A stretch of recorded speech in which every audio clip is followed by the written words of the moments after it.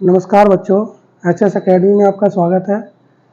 Uttar Pradesh police री exam के लिए जो हमने सीरीज हिंदी की चलाई है, इसकी ये आज 8वीं क्लास है। उसमें हमने टॉपिक रखा है शब्द संरचना। और शब्द संरचना में पहली बात होती है शब्द भेद, कि शब्दों के भेद कौन कौन से होते हैं। अच्छा, इससे पहले हमने क्या क्या पढ़ा है। पहले वर्ण आता है, अक्षर पढ़ लिया हमने, और वर्णों में ही स्वर पढ़ लिए हैं, व्यंजन पढ़ लिए हैं, और व्यंजन के बाद हमने पढ़ा है इनकी साउंड कैसे निकलती है, वो पढ़ लिया। इतनी चीज़ें हम लगभग पढ़ चुके हैं। उसी के पश्चात आज ये टॉपिक आता है शब्द रचना या शब्द के भेद। शब्दों की रचना कैसे होती है। देखिए, अगर हम परिभाषा बताएं तो शब्द क्या होता है, दो वर्णों के मेल से जो चीज़ बनती है उसको हम शब्द कहते हैं। दो अक्षरों के मेल को हम शब्द कहते हैं। दो या अधिक शब्दों के मेल से बने सेंटेंस को हम वाक्य कहते हैं या उपवाक्य कहते हैं। उपवाक्यों को जोड़ दें तो वाक्य कहते हैं। इस तरीके से सीरीज चलती चली जाती है। और कई सारे अगर वाक्य जोड़ दें, मान लीजिए दो या दो से अधिक अगर वर्ण मिले तो बना शब्द। हम इसकी आज बात करेंगे। अगर वर्णों की बात करें तो वर्ण कैसे मिलेंगे, वर्ण में क्या मिल रहा है।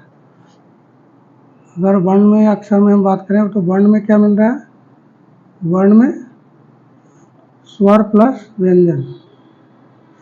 व्यंजन मिल रहा है, तब जाके ये वर्ण बन रहा है। जैसे अगर मैं इसका एग्जाम्पल देखूँ तो क है, तो क में क्या मिला, क प्लस है, तो ये बन गया क्या, ये क्या है, वर्ण। अगर मैं शब्द की बात करूँ तो जैसे हम लिखते हैं काम, तो इसमें क्या क्या चीज़ बन रहा है, क प्लस आ प्लस ए प्लस अधम है और फिर ए, तो ये क्या बन गया, काम। तो ये क्या बना, काम। ये हो गया शब्द। अगर मैं ऐसे ही जैसे लिख दूँ राम घर जाता है, राम घर जाता है, या राम घर जाते हैं। अगर ये लिखूं तो एक शब्द ये है, एक ये, एक ये और एक ये, तो 1 2 3 4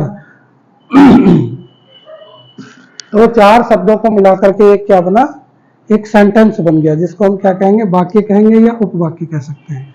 तो आज जो हमारी बात रहेगी, वाक्य पे तो हम नहीं जाएंगे, केवल हम शब्द तक भी बात करेंगे। आज हम शब्दों के भेद की बात करेंगे कि ये शब्द और कितने भेद या प्रकार के हो सकते हैं, और इन शब्दों की ठीक ठीक परिभाषा क्या है, कौन कौन से शब्द को हम किस किस नाम से और जानते हैं। अगर हम शब्द की बात करें जैसे वह, और हमने एक लिखा मोहन, ये क्या है, मोहन, ये क्या है, दोनों ही शब्द है, दोनों ही क्या है, शब्द है। और शब्द भी कैसे हैं, सार्थक। शब्द भी कैसे हैं, सार्थक। देखो, शब्द भी कैसे हैं, सार्थक। तो इनको मैं सार्थक शब्द कह सकता हूँ। ये क्या है, सार्थक शब्द है।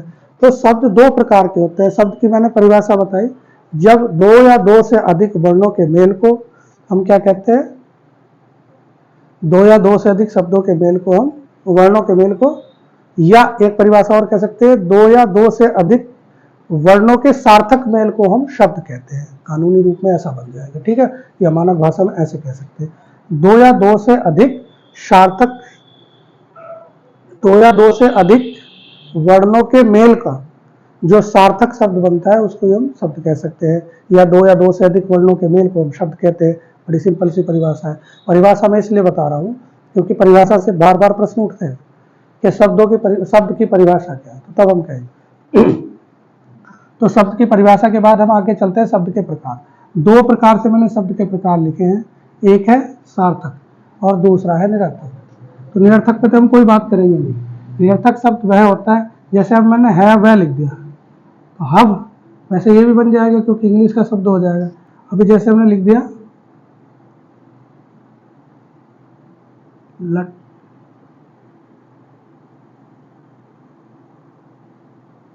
अभी कुछ भी लिख दिया हमने, जैसे अगर हम लिख दें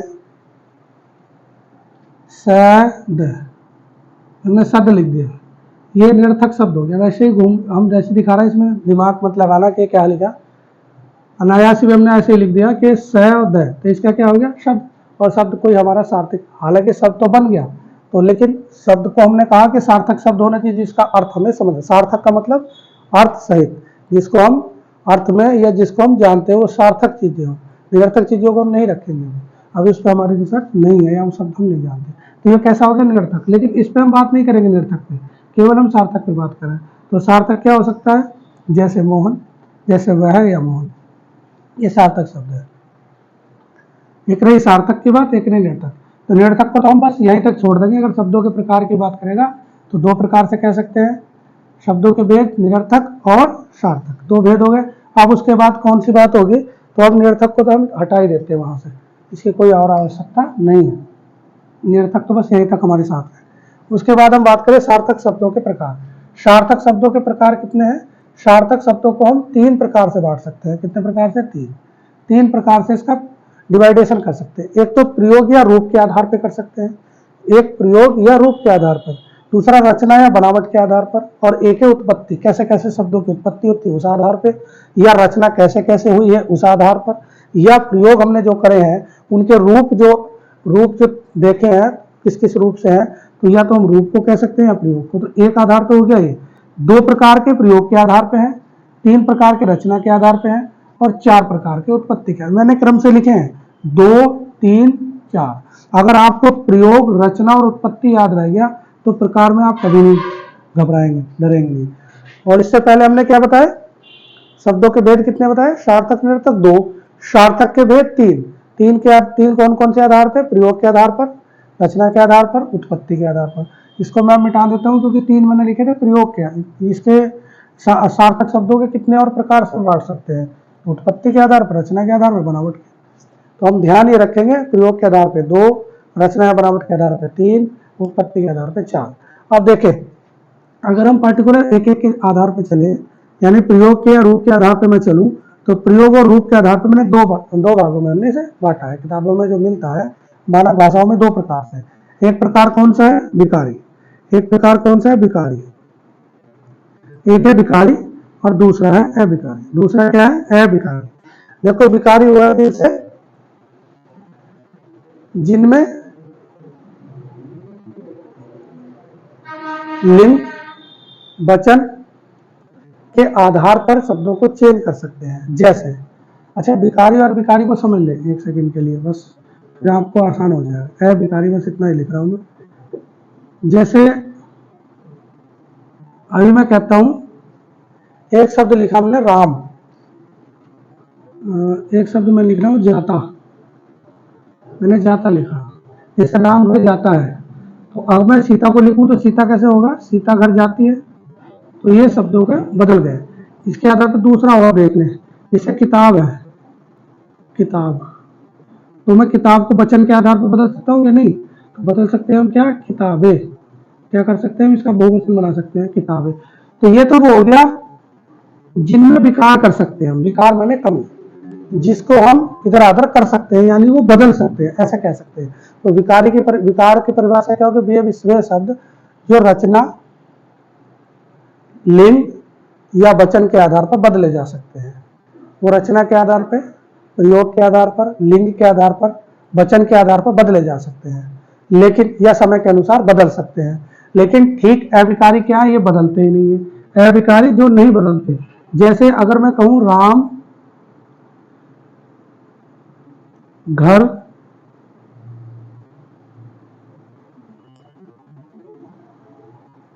राम भी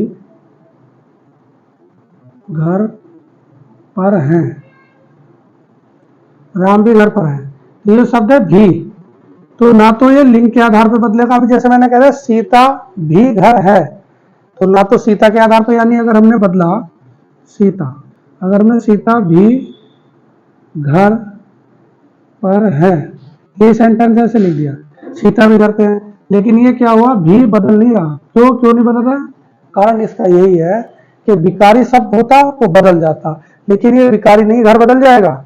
घर को कैसे बदल सकते हैं, घरों, ठीक है, पर नहीं बदलेगा। तो ये कैसा हो गया, घर और पर, और ये कैसे हो गए अभिकारी। और जैसे राम है, राम क्या हो सकता है, बदल सकते हैं, बहुत सारे राम कर सकते हैं हम, रामो कर सकते हैं। सीता बदला जा सकता है, और घर बदला जा सकता है, घरों कर सकते हैं। है भी बदला जा सकता है को हम क्या कर सकते हैं, है कर सकते हैं। ये है बहुवचन को दर्शाता है, और वो है जो है एक को दर्शाता है। ठीक है, तो ऐसे सब जो लिंग वचन कारक के आधार पर नहीं बदलते हैं उनको अभिकारी कहते हैं। ऐसे शब्द जो लिंग वचन कारक के आधार पर बदल जाते हैं या उनके साथ समय के अनुसार बदल जाते हैं तो उनको हम विकारी कहते हैं। ये परिभाषा निकल के आती है, बड़ी आसान सी परिभाषा है। विकार जिनमें कर सकते हैं विकारी, जिनमें विकार नहीं कर सकते हैं अविकारी। दोनों बातें बड़ी क्लियर हैं। जिनमें हम विकार कर सकते हैं यानी बदल सकते हैं, जोड़ सकते हैं या घटा सकते हैं, उसको हम क्या कह रहे हैं, विकारी। और जिनमें हम जोड़ घटा नहीं कर सकते वो क्या है, अविकारी। जैसे क्रिया है, संबंध बोधक है, संबंध बोधक है, समुच्चय बोधक है। अब इसमें देख लेंगे हम क्रिया में कौन सी क्रिया हो सकती है, कोई भी क्रिया विशेषण, सॉरी क्रिया नहीं, क्रिया विशेषण है। क्रिया विकारी है, क्रिया बदल जाती है।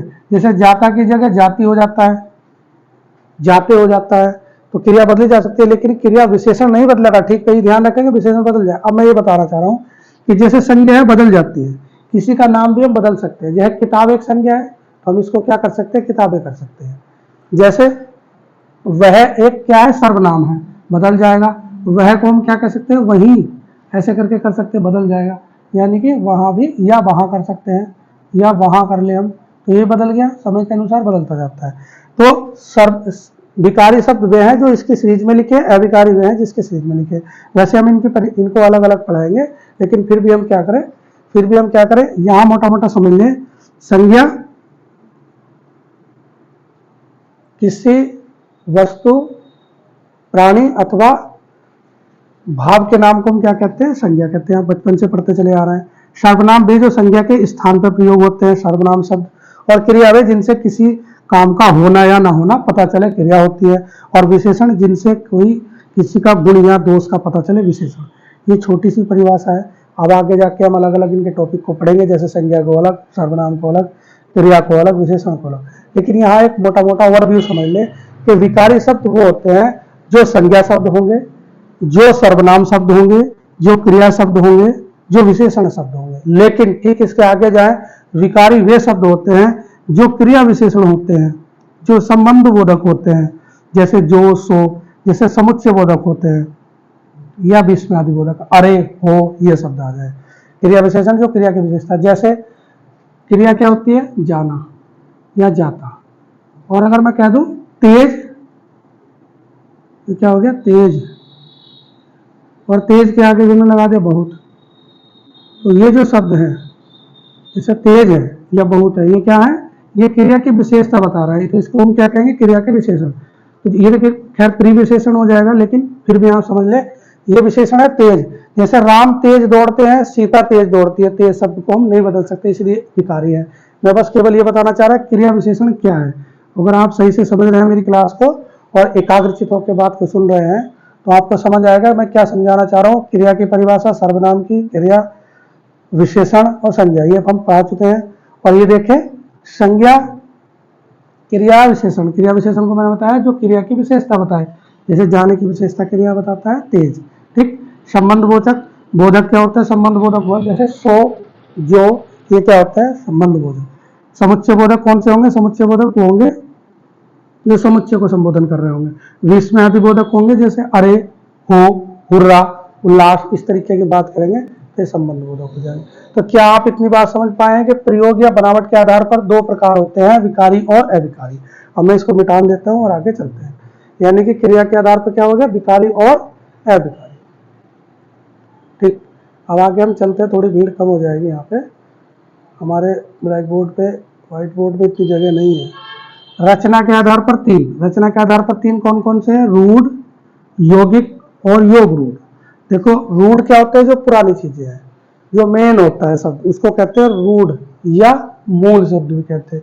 यौगिक जो किससे बनता है, यौगिक जो किससे बनता है, यौगिक बनता है जड़ से और मूल से। किससे बनता है, जड़ से और मूल से।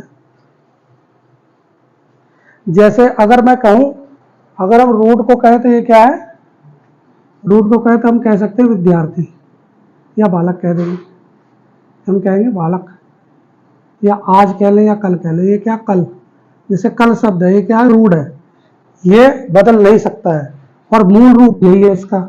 इसमें क्या कर सकता हूँ, विद्यालय, क्या कर सकते हैं, विद्यालय। विद्यालय मतलब विद्या मिला और आलय मिला, तो ये दो का योग हो गया, इसे यौगिक कह रहा है। और योग रूढ़ वो होगा जिसका अर्थ कुछ और हो, निकल के आए। जैसे जैसे कौन सा हो सकता है, जैसे होता है योग रूढ़ में हम कौन सा कर सकते हैं, जैसे जैसे पंकज है, जैसे क्या है पंकज, जो सामाजिक शब्द भी कहते हैं इसको पंकज, पंकज।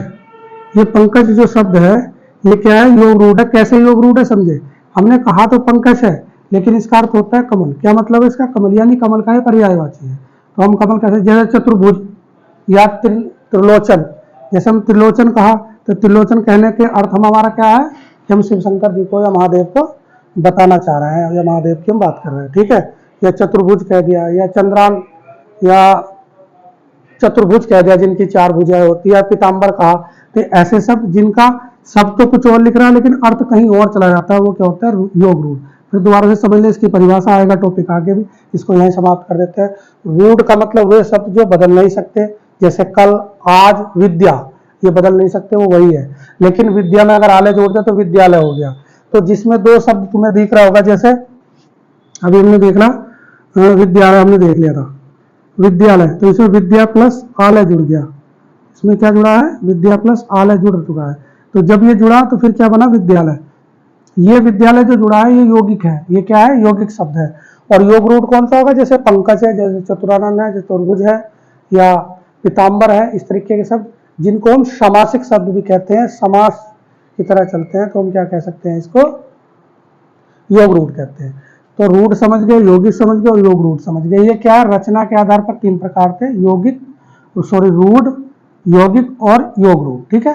तो रचना के आधार पर हुई। अब उत्पत्ति के आधार पर समझ लें, उत्पत्ति के आधार पर चार हैं। विशेष बात है, यहां से प्रश्न अक्सर आता है, या तो तत्सम पूछ लेता है या तद्भव पूछ लेता है, दोनों में से कोई सा एक आता है।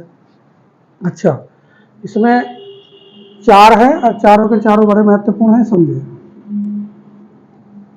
तत्सम वे शब्द जो संस्कृत के एज इट हमारे पास आ गए हैं हिंदी में, तो वे संस्कृत। वैसे शब्द जो संस्कृत के हैं हमारे पास हिंदी में ऐसे ही प्रयोग हो गए एज इट, तो उसको हम क्या कहेंगे, वो क्या है, वो तत्सम शब्द है। तत्व वे शब्द जिनका शब्द क्या है, शब्दों का जो आकार है, बनावट है, वो बिगड़ चुकी है, हम कह सकते हैं बिगड़ा स्वरूप, इसको हम कह सकते हैं बिगड़ा स्वरूप। संस्कृत के उन शब्दों का प्रयोग जो भाषा के आधार पर बिगड़ चुका है, धीरे धीरे समय आने पर वो शब्द जो चेंज कर दिए गए, बिगड़ गए हैं। जैसे जैसे कोई भी शब्द आप ले सकते हैं, पहले अग्नि था, क्या था पहले, अग्नि, तो अग्नि शब्द तो इसके अंदर ही आएगा, अग्नि तो यहाँ पे होगा क्योंकि अग्नि तो मूल शब्द था। और अग्नि को हमने क्या कर दिया, आग, तो आग अगर किया हमने, तो ये क्या है, प्रयोग के आधार पर हमने, यह प्रयोग होता रहा भाषा की। ये भाषा में दोष आता है बोलते बोलते, इसका या तो विकास कहेंगे, भ्रंश कहते हैं इसको हिंदी में, कि भ्रंशित होता रहता है। जब बहुत समय तक किसी शब्द को प्रयोग करते हैं तो उसका बोलचाल में वो बिगड़ जाता है। तो बिगड़े स्वरूप को हम अग्नि से आग बनाया और आगे क्या हो गया, तत्भव। तो बात समझ ले, जब आपको ऐसा लगे जो बिगड़ा हुआ सा शब्द है, इसमें अलग से बात करेंगे, टॉपिक लेंगे पूरा, तत्सम तत्भव क्या होता है, तो वहां पर और विशेष बात हो जाएगी। अभी तो हम केवल कहना चाह रहे हैं कि तत्सम तत्भव ये दो बात होगी किसके, उत्पत्ति के आधार पर। फिर क्या है, देश शब्द है, यानी कि वे जो देश में, जैसे खिचड़ी है, जैसे खिचड़ी, ये उत्पत्ति हमारे देश की है, ये हमारे देश का ही शब्द है, इससे पहले और कोई नहीं जानता था, हमने ही देश को, दुनिया को बताया कि खिचड़ी भी कोई पदार्थ होता है, ऐसे बनता है, ठीक है। तो ये खिचड़ी हमारे देश का शब्द है, हमारे देश की देन है। आगत या विदेशी, आगत माने जो कहीं और से आ गए हैं, ना तो हमने उसमें संस्कृत से उठाए हैं, हमारी संस्कृत से आदि जननी क्या है, हिंदी की संस्कृत, संस्कृत से हमारे पास नहीं आया। लेकिन चूंकि हमारे देश में समय समय पर कई सौ साल लोगों ने शासन किया है, जैसे अंग्रेज भी आए या मुगल भी आए हैं, और भी देशों के लोग यहाँ फ्रांसीसी आए हैं, तो उन्होंने कोई ना कोई शब्द यहाँ विशेष छोड़ दिया और वो शब्द इतना कॉमन हो गया कि हम उसको अब हिंदी में प्रयोग करने लगे और अपनी भाषा में उसका प्रयोग बड़े राज ठाट से करते हैं। तो वो शब्द क्या कहलाता है, आगत। आगत शब्द वो कहलाता है। आगत शब्द को एक आप देख ले, आगत शब्द कौन सा होता है, मैं आगत शब्द को बता दूं आपको। आगत वे सब शब्द होंगे जो विदेशी शब्द है। अब जैसे मैं डॉक्टरी कह सकता हूँ या ऑफिस कह सकता हूँ। अगर हम डॉक्टर कह दे, डॉक्टर, अगर हम डॉक्टर कह दे, देखो दूसरी भाषा का है क्या, नहीं। आपसे पूछेंगे किस भाषा का है, तो कहेंगे अंग्रेजी भाषा का है। किसका है, इंग्लिश का है। तो जब इंग्लिश का है तो इसका मतलब विदेशी भाषा है, तो इसका मतलब दूर से आया है। कुछ अरब से आए हैं, कुछ हमारे पास इंग्लिश से शब्द आए, तो वो कैसे हो जाएंगे। उत्पत्ति के आधार पर चार प्रकार हैं। तत्सम, जो संस्कृत से ठीक हमारे पास वैसे ही आ गए हैं, जिनको संस्कृत तत्सम से हमने बिगाड़ के प्रयोग कर लिया है या हमारे भाषा में बोलचाल में समय के साथ वो बदल गए हैं, तो उनको हम कहेंगे तत्भव। और जो हमारे देश के शब्द हैं, जो यहीं पे उत्पन्न हुए हैं, हमारे ही देन है हमारे देश की, तो उसे कहेंगे देशी शब्द। और विदेशी वो जो विदेश के शब्द है। अभी तक हमने जो बात की, इसका ओवरव्यू समझने में क्या बताना चाह रहा हूँ, प्रश्न कैसे आएंगे, अब इस पर बात करेंगे। प्रश्न आता है शब्द के भेद, आंसर होना चाहिए 2। कौन कौन से, अब समझ ले, मैं शब्दों के जाल में आप फंसने वाले हैं, समझे शब्दों के जाल कैसे निकल पाएंगे हम। ये है शब्द, शब्द के भेद कितने होते हैं, 2, निरर्थक शब्द और सार्थक, तो 2 समझ आ गए होंगे। अगर कहे कि सार्थक शब्द का भेद, ध्यान रखना वहां पे ये है कि वो शब्द कह रहा है कि सार्थक शब्द कह रहा है। अगर सार्थक शब्द कह रहा है तो शब्द के आधार पर कहेंगे, या वो ये कहेगा कि सार्थक शब्द में प्रयोग के आधार पर कितने प्रकार होंगे, तो हम कहेंगे 2। या सीधा शब्द कहे तो कहेंगे 2। तो सार्थक शब्दों के आधार पर कितने प्रकार से बांट सकते हैं, 3। कौन कौन से प्रकार से, प्रयोग के आधार पर, रचना के आधार पर, उत्पत्ति के। यहां तक अभी प्रश्न नहीं बनता है, केवल मैं आपको बता रहा हूं, बन गया तो शब्द के आधार पर 2, बना नहीं है, बन सकता है। कौन कौन से, सार्थक और निरर्थक। और यहां से भी नहीं बना है कि सार्थक शब्दों को कितने प्रकार से बांटा जा सकता है, ऐसे भी नहीं बना है। बनता कैसे प्रश्न है, अभी तक जो ट्रेंड में क्वेश्चन आया यूपी पुलिस में, तो आता है कि उत्पत्ति के आधार पर कितने होते हैं या रचना के आधार पर कितने होते हैं, ये प्रश्न पूछा जाता है। ये प्रश्न महत्वपूर्ण है, ऐसे प्रश्न आ रहा है, ठीक। तो मैं वो बताना चाह रहा हूँ कि आपको क्या याद करना है, आपको याद ये रखना है कि रचना के आधार पर कितने होते हैं, उत्पत्ति के आधार पर कितने होते हैं, ठीक। अब इसका और समझे, इसका जटिल रूप क्या होता है। प्रश्न ऐसे नहीं आता कि उत्पत्ति के आधार पर कितने होते हैं, प्रश्न तो ये लिखा, लेकिन विकल्प में समझो क्या चेंज करेगा। प्रश्न ऐसे ही आ रहा, लेकिन विकल्प में क्या चेंज करेगा, उत्पत्ति के आधार पर कितने प्रकार के होते हैं, तो कहेगा उत्पत्ति के आधार पर कौन सा नहीं है। तो फिर आंसर होगा विकल्प में तत्सम, तत्भव और देशज या विदेशज, एक देगा तो देशज दे देगा, फिर उसके बाद एक दे देगा रूढ़। तो वो पूछेगा कि कौन सा उत्पत्ति के आधार पर नहीं है, तो फिर हमें चूज करना पड़ेगा वो जो नहीं है, इसका मतलब जो हमने प्रयोग किया था रूढ़। तो 3 तो है, 3 तो कोई से है, चौथा नहीं है, तो उसको चेंज करना पड़ेगा। समझ रहे हैं बात को क्या। अब इससे प्रश्न क्यों पूछता है ऐसा, इसका समझो। उत्पत्ति के आधार पर 4 होते हैं, एक ही बात पूछनी थी, लेकिन उसने क्या पूछा, उत्पत्ति के आधार पर कौन सा नहीं है, तो इसमें 2 प्रश्न आ गए। 2 प्रश्न कौन कौन से, समझो बात को। एक प्रश्न तो ये उत्पत्ति के आधार पर कितने होते हैं, 3 उसके अंदर लिख रहे हैं, चौथा नहीं लिख रहा है। चौथा कौन सा लिख रहा है, रचना के आधार वाला लिख रहा है। तो इसका मतलब रचना के आधार वाले को भी टच करता है और उत्पत्ति के आधार वाले को टच करता है। प्रश्न एक है और एक में इसने 2 या 3 बातें पूछ ली है। बात समझ आ रही है। अगर आपको रचना या बनावट के आधार पर पूछना है तो 3 नाम रखेगा और चौथा नाम इसमें से रख देगा। तो 3 नाम आपको रचना के आधार पर तो याद थे, लेकिन उत्पत्ति के आधार को याद है आपको, तो तत्सम इसमें रख देगा। तो तत्सम हमें नहीं वाला चुनना होगा, तो फिर वो निगेटिव में बनाता है। इसीलिए ज्यादा प्रश्न निगेटिव में पूछता है, क्योंकि निगेटिव में पूछने का मतलब एक ही क्वेश्चन पर 2 या 3 प्रश्न वो पूछ सकता है। ये बात होती है, प्रश्न ऐसे बन सकता है। बात समझ में आई। अगर आपको ये सब कुछ समझ में आया हो तो हमारे चैनल को सब्सक्राइब करें, लाइक करें और दूसरों को शेयर भी कर दें। हमारा एक छोटा सा प्रयास है, आगे हम ऐसे ही अपनी सीरीज चलाते रहेंगे। आज 8वीं क्लास थी और बच्चों को भी समझाएं। हमारा चैनल को सब्सक्राइब कराएं। धन्यवाद, थैंक यू।